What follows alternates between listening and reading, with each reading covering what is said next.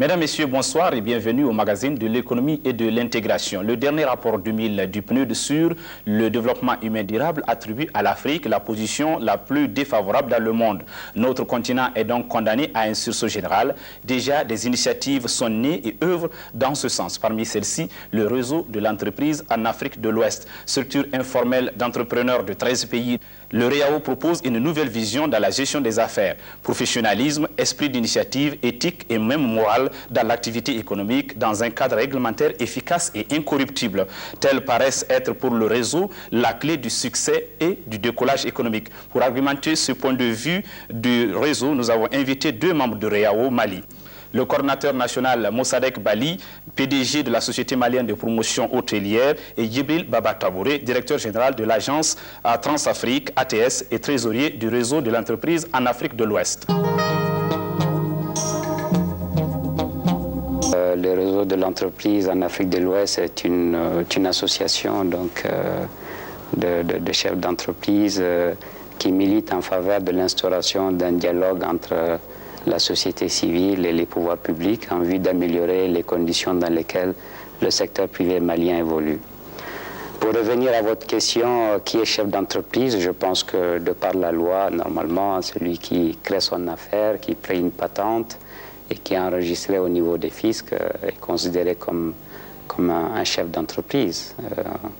Nous préférons plutôt parler d'entrepreneur, c'est-à-dire c'est celui qui prend des risques, qui réunit des moyens humains, des moyens financiers et qui essaye donc de créer de la richesse, de créer de la valeur ajoutée, de créer une activité pour non seulement subvenir à ses besoins, mais aussi participer au développement du pays. Donc pour nous, c'est un entrepreneur. Mais sur le plan juridique, je pense qu'un chef d'entreprise, c'est celui qui normalement a une entreprise, est enregistré partout où il doit être enregistré, et qui paye ses impôts, qui paye la patente. Voilà. La question, elle a été posée, si on se réfère à la forme d'adhésion au niveau de votre réseau, n'est pas membre qui le veut. Vous vous êtes fixé des critères. Donc c'est à ce niveau-là qu'il nous a été amené de poser la question. Oui, au niveau du réseau de l'entreprise, le principe d'adhésion, c'est la cooptation. À savoir que nous sommes un regroupement d'entrepreneurs qui se retrouvent pour discuter des différents problèmes qu'ils rencontrent dans l'exercice de leur profession et qui essaient justement d'identifier les problèmes, d'identifier des solutions et de faire des propositions. Donc nous nous considérons comme une force de proposition. Et donc nous essayons d'avoir des membres qui ont les mêmes identités de vue, qui ont même les mêmes façons d'appréhender les problèmes et qui essayent d'avoir des solutions adéquates à ces problèmes. Alors donc quand quelqu'un par exemple est considéré comme un membre potentiel du réseau, il a un parrain, c'est-à-dire quelqu'un qui est déjà membre du réseau. Il le propose en réunion aux autres membres du réseau. Nous essayons de voir s'il a le profil, s'il a l'éthique, s'il a, disons, la même façon de voir les choses que les membres existants du réseau. Et maintenant, nous donnons notre accord ou nous rejetons cette candidature. C'est la façon dont nous recrutons nos membres. Est-ce à dire qu'il n'y a pas de lien structurel qui unit les membres du réseau? Si, il y a cette communauté de valeurs qui existe entre nous. Mais il y a aussi que, parce qu'on est dans les affaires, nous développons des affaires entre nous. Ça permet donc, entre membres du réseau, que se développent des affaires. Et aussi, ça nous permet ensemble de concevoir des idées. Ça marche des fois ça ne marche pas. Mais ces liens, ils existent entre nous. Alors, notre démarche n'est pas de nous instaurer en distributeur de certificats d'authenticité d'entrepreneurs, mais nous avons des valeurs, on aimerait le partager avec des gens qui ont la même compréhension que nous. Des valeurs qui font penser à une sorte d'exclusion? Non, il n'y a pas d'exclusion. Il n'y a pas d'exclusion, il y a des cadres de concertation, des cadres de rencontre de chefs d'entreprise dans ce pays, la Chambre de commerce et il y a la Chambre d'agriculture. Des gens chez nous par la force des choses, parce que tous ceux qui payent une patente dans ce pays, et tous ceux qui payent une patente est censé être un ressortissant de la chambre de commerce, qui paye d'ailleurs, sans demander notre avis. On est obligé de payer. Donc il n'y a pas d'opposition à ce niveau-là. Sauf que nous considérons dans cette structure, qui n'est pas une structure seulement malienne, qui a un caractère régional, qu'il existe une nouvelle race d'entrepreneurs, une nouvelle race d'hommes d'affaires qui ont des valeurs en commun et qui essayent de développer des choses pour leurs affaires, mais aussi pour le pays. Parce qu'on se considère comme une capacité, une force de proposition à l'endroit des autorités pour faire avancer les choses, pour faire avancer nos affaires. Est-ce que c'est une fronde contre la manière dont les entreprises sont managées au Mali?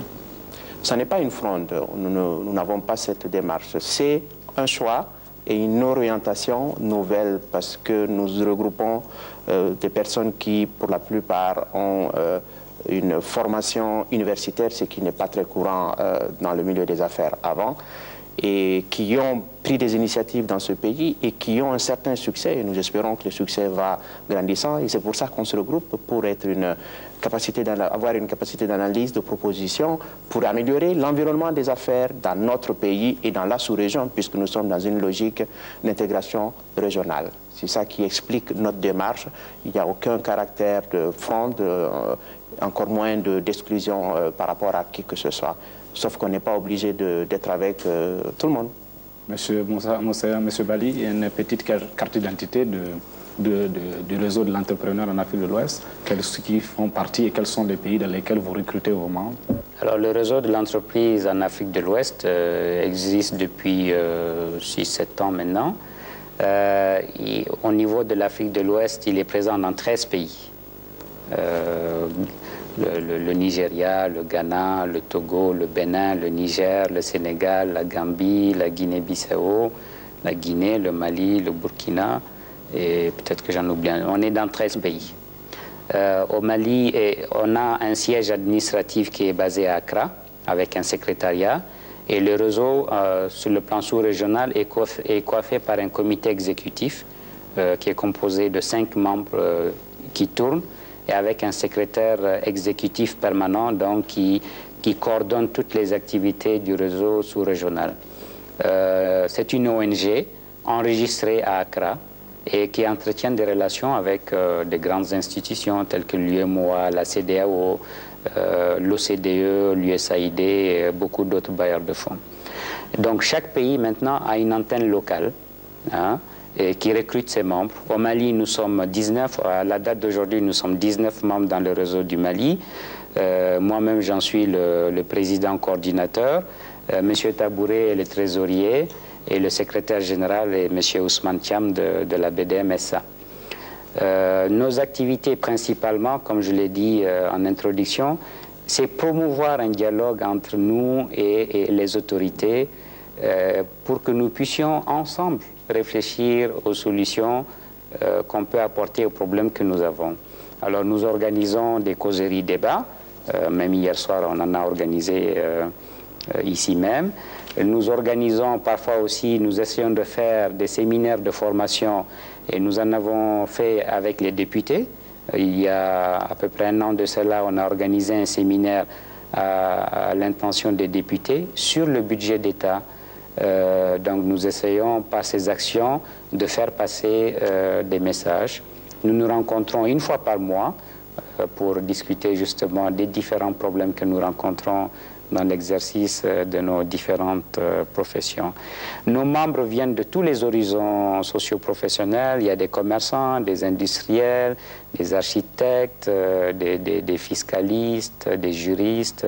Nous avons voulu avoir des ressortissants de toutes les branches des activités économiques parce que si on interpelle le réseau sur un problème précis, nous avons la compétence au sein du réseau pour répondre. Si on nous interpelle sur un problème de fiscalité, nous avons deux conseillers fiscaux qui sont membres du réseau qui peuvent répondre. Si on nous interpelle sur le tourisme, sur les voyages, M. Tabouré est un expert en la matière, il peut répondre. Voilà un peu les raisons pour lesquelles nous essayons de recruter dans toutes les branches socio-professionnelles. C'est ça à peu près la carte d'identité du réseau. Et comme c'est quand même une organisation qui a fait ses preuves, elle est en train d'être dupliquée en Afrique australe et en Afrique centrale. Donc maintenant, il y a un réseau de l'entreprise en Afrique de l'Ouest, il y a un réseau de l'entreprise en Afrique centrale et un réseau de l'entreprise en Afrique australe. Et les trois réseaux doivent se rencontrer au mois d'octobre au cours de leur première assemblée générale au mois d'octobre à Addis Abeba. Et pourquoi le réseau reste informel? Nous restons informels parce que nous pensons que pour justement maintenir notre force de proposition et notre cohésion, il faut être indépendant.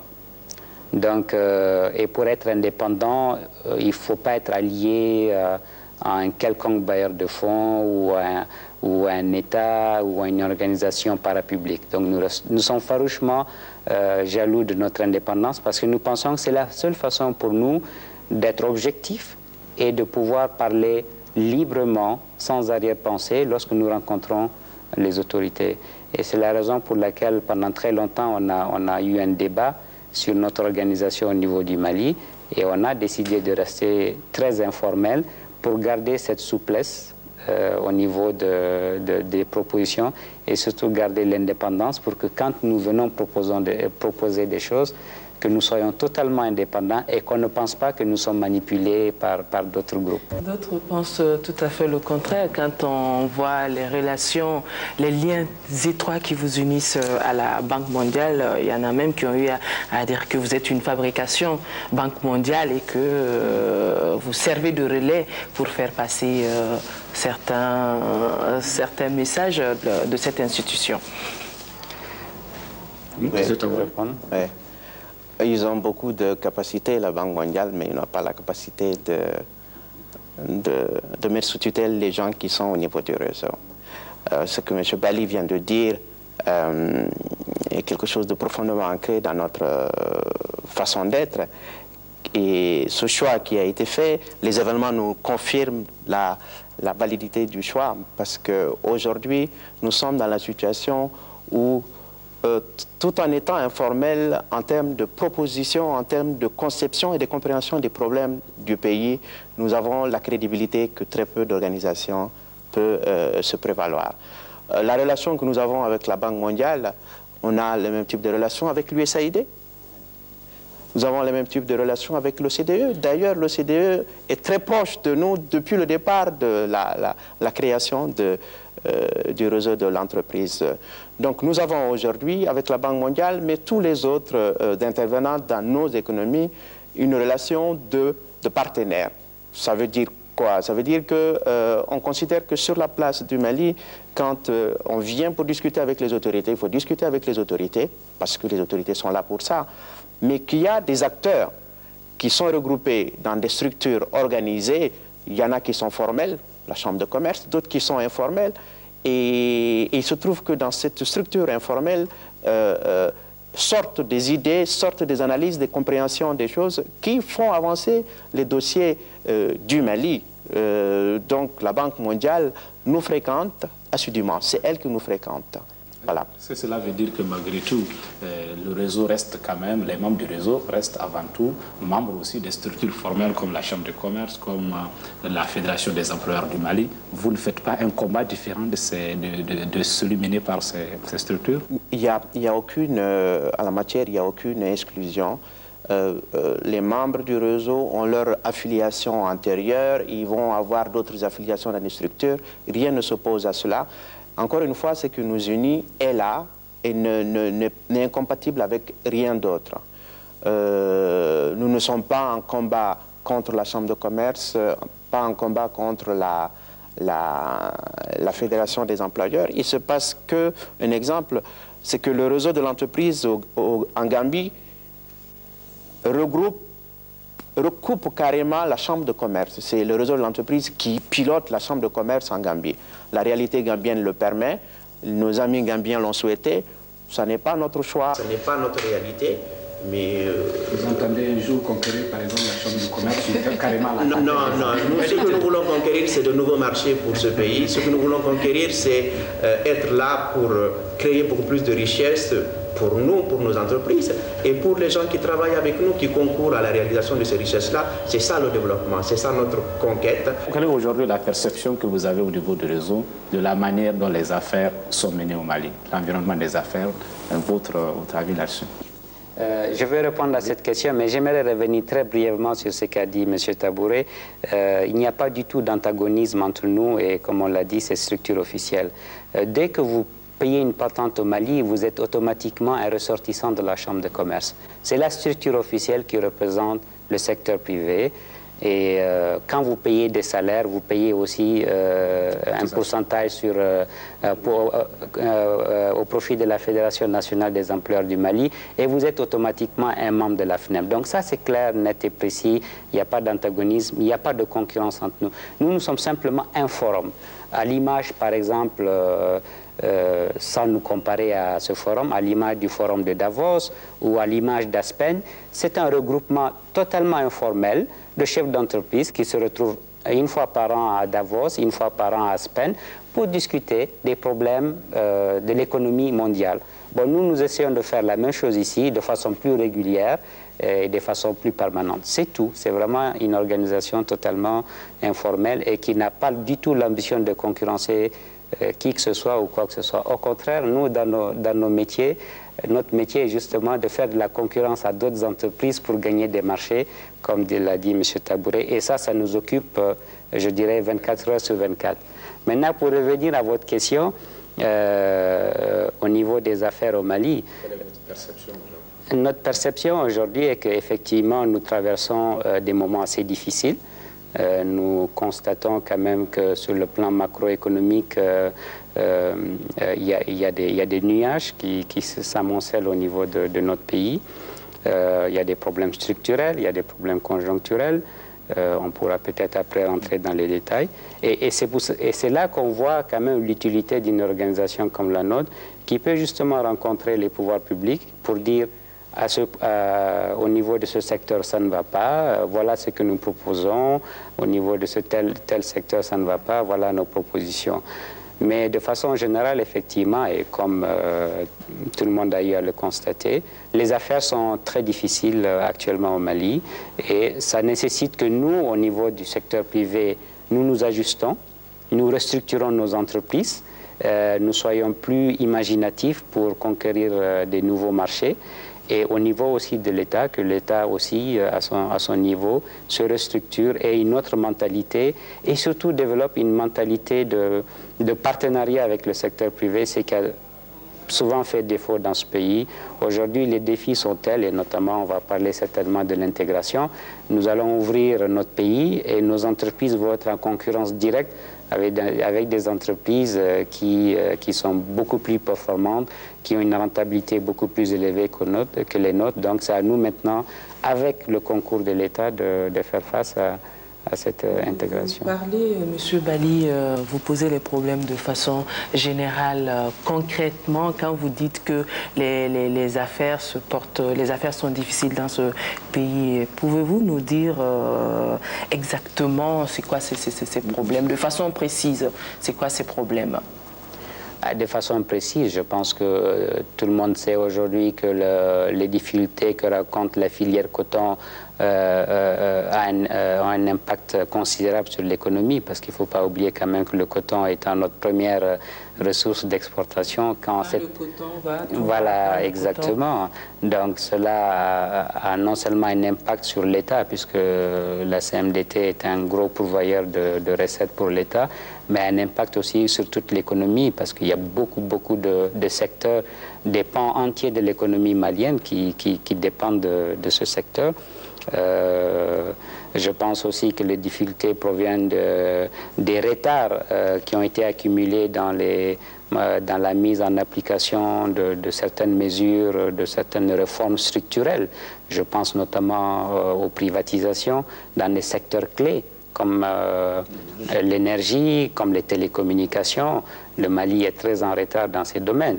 Or, nous, aujourd'hui, et comme toujours d'ailleurs, nos entreprises, qu'est-ce qui importe pour nos entreprises? C'est que nous ayons des facteurs de production qui sont à notre disposition en abondance et à des prix compétitifs.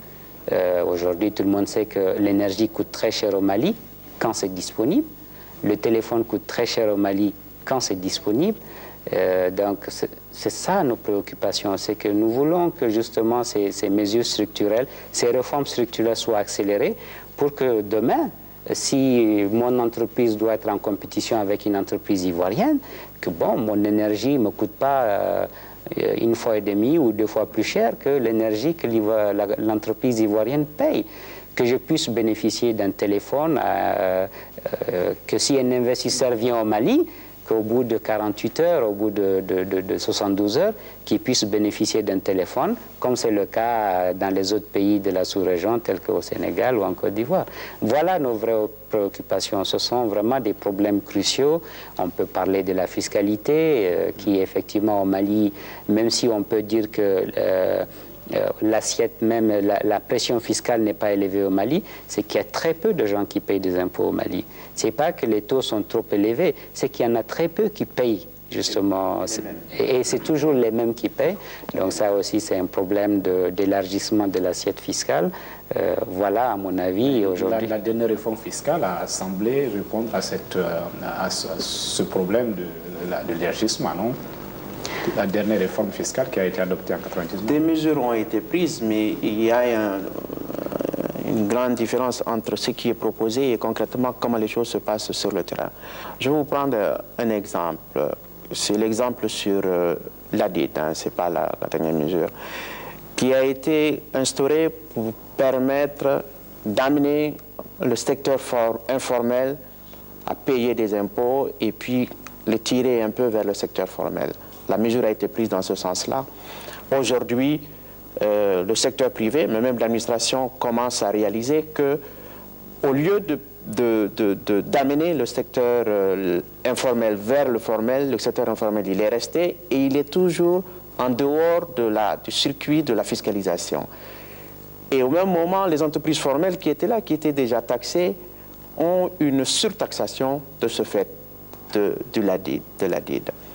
L'ADID, c'est quoi? C'est l'impôt qui est prélevé de 5% sur les importations. C'est une avance qui est faite par les contribuables à l'État et qui est à déduire sur des impôts à venir. Nous ne sommes pas opposés à la mesure en tant que telle, mais l'objectif qui était recherché, je ne suis pas sûr qu'après une évaluation correcte, cet objectif soit atteint. La même chose se passe pour la retenue à la source de la TVA, qui est une mesure qui normalement ne devrait pas gêner et qui a été faite parce que dans ce pays, et ce n'est pas normal, et nous soutiendrons l'État pour que cela cesse, beaucoup de personnes perçoivent la TVA, y compris de la TVA payée par l'État malien, et qui ne reversent pas la TVA et qui la gardent. Donc la mesure a été prise pour amener ces personnes à payer effectivement la TVA, mais ces personnes arrivent à se soustraire. Le génie, la créativité malienne, notamment dans le domaine du secteur informel où ils ne sont pas contrôlés, prend toujours le dessus. Et à l'arrivée, le résultat est que, encore une fois, c'est les entreprises structurées qui prennent cette mesure sur leur tête et n'arrivent pas dans la pratique à rentabiliser, à faire en sorte que la mesure ait toute son efficacité. Il y a autre préoccupation que je voudrais ajouter aux deux préoccupations avancées par M. Bali sur les facteurs. Les facteurs de production, il y a les téléphones, il y a les transports, il y a beaucoup d'autres choses, mais il y a les hommes aussi. Aujourd'hui, dans notre pays, nous souffrons, mais terriblement, de l'absence de gens formés. Nos entreprises, aujourd'hui, ont des besoins de développement qui sont freinés parce que nous n'avons pas en face le produit, les gens formés que nous pouvons utiliser. On pourra dire, mais pourquoi vous ne les formez pas? On essaye de le faire. Mais c'est que l'État a même mis des structures pour vous aider. Oui, bien sûr. Mais la base... Dans le cadre du tourisme, par exemple. Par exemple, mais c'est dans tous les secteurs. C'est dans tous les secteurs. Hein. Dans tous les secteurs, tout le monde se plaint que Au Mali, on n'a pas les gens formés. Et quand on essaye de les former, la base est tellement mauvaise que ça se passe. Le secteur privé ne fait que débaucher les cadres de l'État. Le secteur privé le fait, mais il y a d'autres qui le font beaucoup plus souvent que le secteur privé. Vos amis de la Banque mondiale, les ambassades débauchent beaucoup. Et ça, c'est un autre problème sur lequel je vais revenir. Mais c'est de notre autorité publique qu'il n'y a pas de plombier malien, qu'il n'y a pas d'électricien malien, que de comptables maliens de bon niveau, on n'a pas. Donc nos entreprises, le développement est freiné par ça. C'est pour ça que toutes les fois que nous avons l'occasion de rencontrer des bailleurs de fonds, nous leur disons, s'il vous plaît, aidez l'État malien à faire une vraie réforme de l'éducation, une vraie réforme qui permettrait que demain on dispose de facteurs humains compétents, disponibles. Aujourd'hui, beaucoup de nos entreprises, nous faisons des recrutements en Côte d'Ivoire, au Sénégal, ça coûte plus cher. Et aussi, on aurait aimé que ce soit des jeunes Maliens pour faire ce travail-là. Ça, c'est un frein qui est très, très important. Vous avez parlé de l'administration dont l'effectif est réduit. J'ai dit le privé recrute. Non, je ne crois pas. Je ne crois pas. Quand le secteur privé le fait, en règle générale, c'est eux-mêmes qui vont et qui créent leur affaire. Nos fonctionnaires sont assez imaginatifs, qui créent leur affaire. Mais la ponction, elle est beaucoup plus importante de la part des organisations internationales, de la part des ONG et d'autres choses. Mais il y a un autre facteur qui fait qu'aujourd'hui, les compétences sont limitées dans notre administration. Et nous en sommes totalement désolés. C'est qu'il n'y a pas de recrutement, il n'y a pas de renouvellement depuis très longtemps.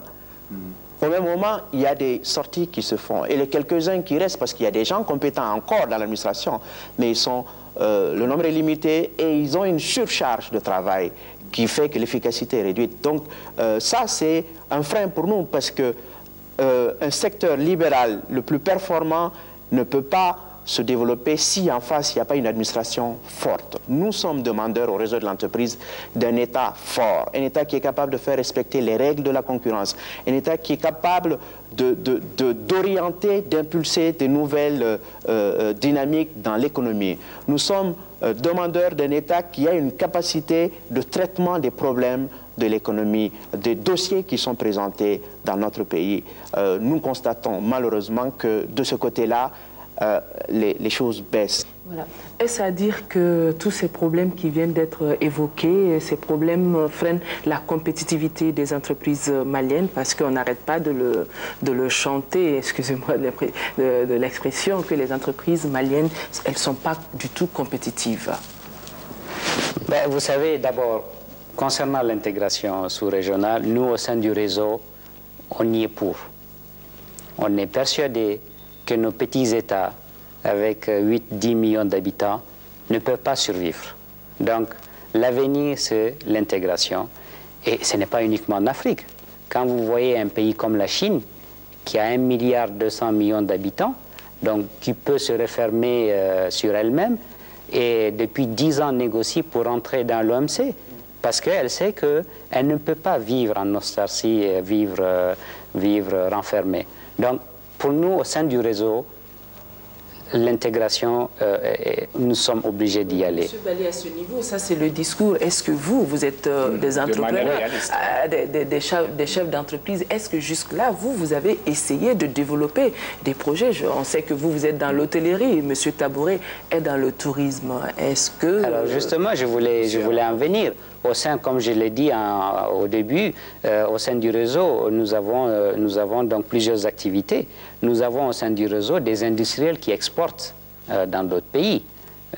On peut prendre l'exemple de la Somapile qui exporte ses piles au Niger et qui essaye d'exporter ses piles au Burkina. Pour l'instant, ils n'y arrivent pas parce que malheureusement, le Burkina a mis des barrières non tarifaires et nous espérons vivement que justement, voilà un exemple de partenariat entre l'État et une entreprise privée. Et nous demandons à ce que l'État agisse chaque fois qu'une entreprise malienne n'arrive pas à exporter, comme c'est le cas aujourd'hui des piles de la Somapile, qui ne peuvent pas être exportées parce que le Burkina a mis des barrières tarifaires. Et c'est justement à ce niveau que l'État peut accompagner les entreprises privées pour dire à l'État burkinabé, ce que vous faites n'est pas réglementaire, vous ne respectez pas le traité de l'UEMOA. Donc nous faisons nous travaillons, nos entreprises travaillent, que ce soit au sein du réseau ou bien des entreprises qui ne sont pas du tout membres du réseau. Je suis persuadé qu'aujourd'hui, au sein de la communauté des entreprises, il est acquis